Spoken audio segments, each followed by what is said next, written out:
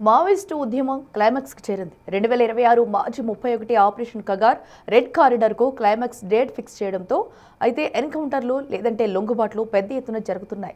చివరగా Maoist party కేంద్ర కమిటీ కార్యదర్శి టాప్ పొజిషన్ ఈ స్థానంలో ఉన్న దేవ్జీ అలియాస్ తిప్పిరి తిరుపతి, మరో కీలక నేత మల్లా రాజిరెడ్డి కూడా లొంగిపోవడంతో ఇక రెడ్ కారిడార్ గేమ్ ముగిసిపోయినట్లని అంటున్నారు.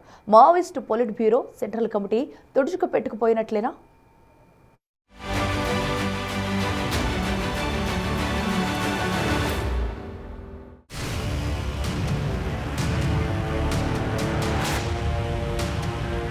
దేవ్జీ అలియాస్ తిప్పిరి తిరుపతి కోరుట్ల స్వస్థలం.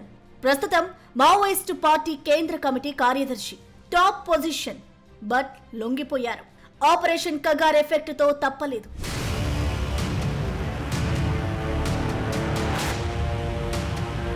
మావోయిస్టు పార్టీ కేంద్ర కమిటీ కార్యదర్శి దేవ్జీ అలియాస్ తిప్పిరి తిరుపతి, మరో కీలక నేత రాజిరెడ్డితో కలిసి లొంగిపోవడం సంచలనంగా మారింది. ఇది పార్టీకి కోలుకోలేని దెబ్బ. డిసెంబర్ 2025 నుంచి జరుగుతున్న లొంగుబాటు చర్చలు చివరికి కొలిక్కి వచ్చి సరెండర్ అయ్యారు. గత ఏడాది కాలంలో నంబాల కేశవరావు అలియాస్ బసవరాజు వంటి కీలక నేతలను భద్రతా బలగాలు హతమార్చాయి. మల్లోజుల, దేవా లాంటి కీలక నేతలు లొంగిపోయారు. సో ఇలా Maoist politburo central committee దాదాపుగా తుడిచిపెట్టుకుపోయింది.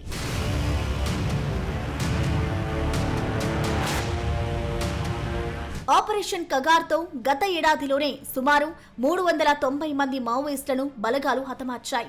అబూజుమట్, కర్రెగుట్టలు వంటి పటిష్టమైన మావో స్థావరాలను కూడా భద్రతా దళాలు స్వాధీనం చేసుకున్నాయి. ఈ పరిస్థితుల్లో సాయుధ పోరాటాన్ని కొనసాగించాలా వద్దా అనే విషయంపై మావోయిస్టు పార్టీలో తీవ్ర చీలికలొచ్చాయి. మల్లోజుల, వేణుగోపాల్ రావు లాంటి వారు సాయుధ పోరాటం విఫలమైందని అంగీకరిస్తూ 2025 అక్టోబర్లో భారీ ఎత్తున క్యాడర్తో కలిసి లొంగిపోయారు. అటు ప్రభుత్వ సంక్షేమ పథకాలు, రోడ్ల నిర్మాణం, అభివృద్ధి కార్యక్రమాలతో గిరిజన యువతలో మార్పు వచ్చింది. కొత్త రిక్రూట్మెంట్లు ఆగిపోవడం, ఉన్న క్యాడర్ అనారోగ్య సమస్యలతో ఉండడం వల్ల పార్టీ బలహీనపడింది. ఏడాది మార్చి 31 నాటికి నక్సల్ రహిత భారత్ లక్ష్యంగా కేంద్ర హోంశాఖ పెట్టుకుంది. ఆ ప్రకారమే కథ నడిపిస్తోంది.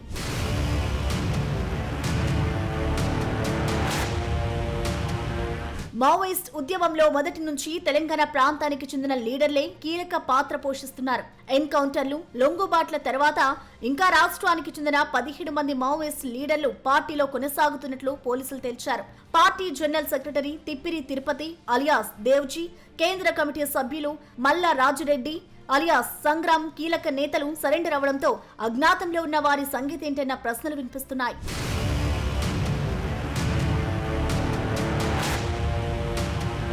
అజ్ఞాతంలో ఉన్న వారిలో మావోయిస్టు పార్టీ మాజీ chief, senior leader, central politburo సభ్యుడు Muppalla Lakshmanarao alias Ganapathy, central committee member Pusunuri Narahari alias Santosh, సైనిక వ్యవహారాల ఇన్ఛార్జ్ బడే చెక్కారావు అలియాస్ దామోదర్, రాష్ట్ర కమిటీ సభ్యుడు Muppidi Sambaiah alias Sudarshan, communication wing incharge Vartha Sekhar alias Manktu, central committee member Jodi Ratnababu alias Sujatha, west sub zonal bureau కార్యదర్శి Lokiti Chandarrao alias Prabhakar, battalion incharge Kesa Sodhi వంటి వారి నిర్ణయం ఏంటో తేలాల్సి ఉంది. ఆపరేషన్ కగార్ డెడ్ లైన్ కు ఇంకా కొన్ని రోజులే ఉండడంతో కథ ముగించే పనిలో కేంద్ర హోంశాఖ ఉంది.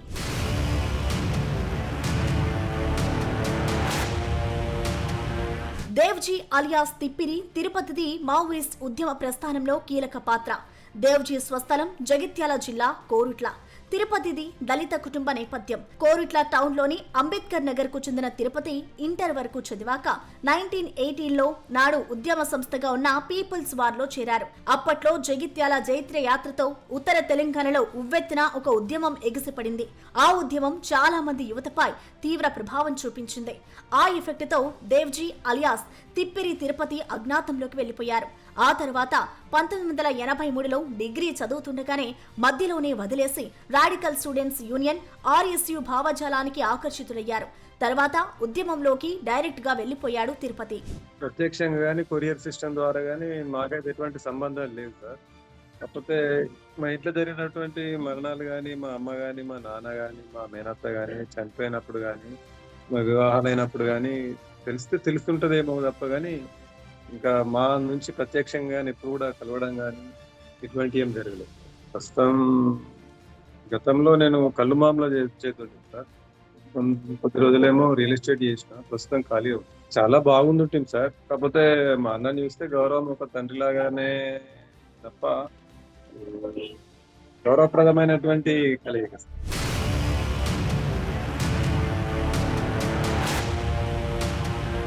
దేవ్జీ అలియాస్ తిప్పిరి తిరుపతికి తెలుగు, హిందీ, గోండీ భాషలపై చాలా పట్టు ఉంది. రిక్రూట్మెంట్ల కోసం గిరిజన యువతను ఆకర్షించారు. దేవ్జీకి మావోయిస్టు పార్టీలో సంజీవ్, సుదర్శన్, కుమ్ము దాదా అనే మారు పేర్లు కూడా ఉన్నాయి. కేంద్ర కమిటీ కార్యదర్శి కంటే ముందు Devji Maoist party central military commission కు ఇన్ఛార్జిగా ఉంటూ సెంట్రల్ రీజనల్ బ్యూరో డైరెక్షన్స్ ఇచ్చే పనులు చూసుకున్నారు. పొలిట్ బ్యూరోలో సభ్యుడిగాను చాలా కాలం పనిచేశారు. 2010లో దంతేవాడలో 74 మంది సిఆర్పీఎఫ్ జవాన్లను హతమార్చిన ఘటనతో పాటు దేశవ్యాప్తంగా సంచలనం సృష్టించిన చంద్రబాబు నాయుడుపై అలిపిరి దాడి ఘటనలో దేవ్జీ కీ రోల్ పోషించినట్లు పోలీస్ రికార్డులు చెబుతున్నాయి.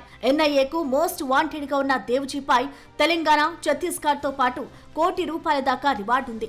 మావోయిస్టు పార్టీ చరిత్రలో కేంద్ర కమిటీ కార్యదర్శిగా జగిత్యాల జిల్లాకు చెందిన గణపతి తర్వాత ఇదే జిల్లాకు చెందిన తిరుపతికి మరోసారి అవకాశం ఇచ్చింది పార్టీ.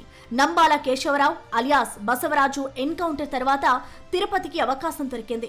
అయితే మావోయిస్ట్ కీలక నేతలంతా లొంగుబాటు దిశగా అడుగులు వేయడం, ఆపరేషన్ కగా డెడ్ లైన్ ముగుస్తుండడం, అడవుల్లో ఉండే పరిస్థితులు లేకపోవడం, వేల సంఖ్యలో సిఆర్పీఎఫ్ బలగాలతో గాలింపులు జరుగుతుండడంతో దేవ్జీ లొంగిపోక తప్పలేదంటున్నారు.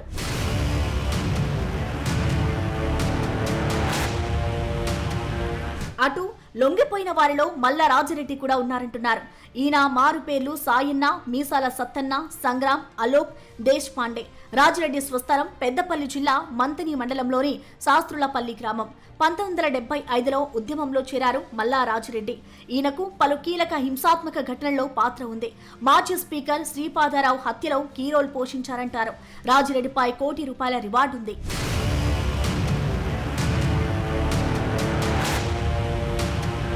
మావోయిస్టు పార్టీలో ముప్పాల లక్ష్మణరావు అలియాస్ గణపతి కీలకంగా ఉన్నారు. ఈయన వయోభారంతో ప్రస్తుతం యాక్టివ్ గా లేకపోయినా ఇంకా అజ్ఞాతవాసం మాత్రం వీరడం లేదు. చాలా మంది ఇప్పటికే లొంగిపోతున్నా ముందుకు రావడం లేదు. దేవ్జీ లొంగుబాటు నేపథ్యంలో గణపతి దారిటు అన్న ప్రశ్నలు వస్తున్నాయి. భారతదేశ విప్లవ ఉద్యమ చరిత్రలో గణపతి చాలా కీలకంగా వ్యవహరించారు. ఈయన స్వస్థలం జగిత్యాల జిల్లా సారంగపూర్ మండలం బీర్పూర్. వృత్తిరీత్యా ఉపాధ్యాయుడైన గణపతి అప్పట్లో కొండపల్లి సీతారామయ్య స్థాపించిన పీపుల్స్ వార్ లో చేరారు. 2004లో పీపుల్స్ వార్ ఎంసీసీఐ విలీనంతో సిపిఐ మావోయిస్ట్ పార్టీ ఏర్పడింది. దానికి గణపతి వ్యవస్థాపక జనరల్ సెక్రటరీగా బాధ్యతలు చేపట్టారు. మావోయిస్ట్ పార్టీకి 14 ఏళ్ల పాటు చీఫ్ గా బాధ్యతలు నిర్వహించారు. గణపతిపై ₹2.5 కోట్ల భారీ రివార్డు ఉంది. 2018లో జనరల్ సెక్రటరీ బాధ్యతలకు గణపతి గుడ్ బై చెప్పారు. ప్రస్తుతం ఈయన ఛత్తీస్గఢ్, మహారాష్ట్ర దండకారణ్యంలో ఉన్నారని, చికిత్స కోసం విదేశాలకు వెళ్లారని, చనిపోయారని ఇలా రకరకాల ఊహాగానాలైతే ఈయన చుట్టూ తిరుగుతున్నాయి. ఆపరేషన్ కగార్తో గణపతి కూడా లొంగిపోతారా అన్న చర్చ జరుగుతోంది.